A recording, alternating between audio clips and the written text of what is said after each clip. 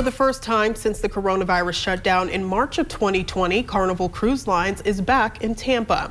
Last year, the Centers for Disease Control and Prevention issued a no-sail order because of the pandemic. But now, more than a year and a half later, Carnival is launching its first cruise from Port Tampa Bay. The cruise ship Pride is set for a week-long cruise along the Western Caribbean. An executive vice president of Port Tampa Bay says he's thrilled to have cruising back in Tampa. He says cruises make a huge impact on the economy, and the cruise ship Pride will leave Port Tampa Bay on Sunday evening. The U.S. government announced a large hike in Medicare premiums. The 14.5% increase in Part B premiums is the largest spike since 2016.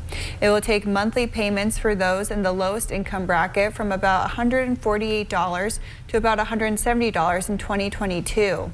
Part B coverage includes physician services, outpatient hospital services, certain home health services, medical equipment, and medications given in a doctor's office.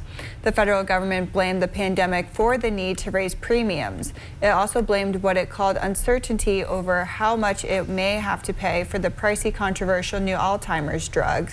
Some experts estimated it will cost $56,000 a year per patient. The Centers for Medicare and Medicaid Services pointed out that most beneficiaries are also collected Social Security benefits and will see a nearly 6% cost of living adjustment in their 2022 monthly payments. It is said that there will be more than cover for the Medicare increase. Former Trump advisor Steve Bannon is expected to surrender to authorities and appear in court today. Bannon was indicted by a federal grand jury Friday for refusing to answer questions from the House committee investigating the January 6th Capitol riot. The indictment is a first. No one has been prosecuted before for contempt of Congress when executive privilege was asserted. The past case has involved defendants whose testimony was sought regarding their government service. Bannon, by contrast, left his White House job, in 2017, well before the period of interest to the House committee. Bannon has been charged with 2 contempt counts, and if convicted, he could face up to a year behind bars and a fine of up to $100,000. After weeks of protracted negotiations, President Biden will take a victory lap at the White House today.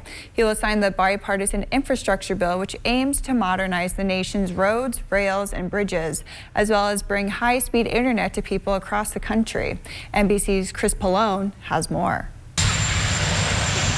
With the stroke of a pen today, President Biden is set to turn his infrastructure spending dreams into reality, directing $1.2 trillion to improve the nation's roads, bridges, railways, and airports. It's hard, but we can still come together to get something big done for the American people. It comes amidst mixed news on the economy, with the stock market rising and unemployment dropping. American consumers are now feeling the pinch of rising prices, the highest inflation spike in 30 years. I think it's important to realize that the cause of this inflation is the pandemic. Democrats say passing plank 2 of the Biden agenda, nearly $2 trillion for new social programs and provisions to fight climate change, will boost the middle class and help the nation emerge from the pandemic. The more that we can get back to a sense of normalcy, get workplaces COVID-free, get more people vaccinated, the more we're going to solve that issue. The House will take up that so-called Build Back Better legislation this week, but will go it alone. The big thing is they handcuffed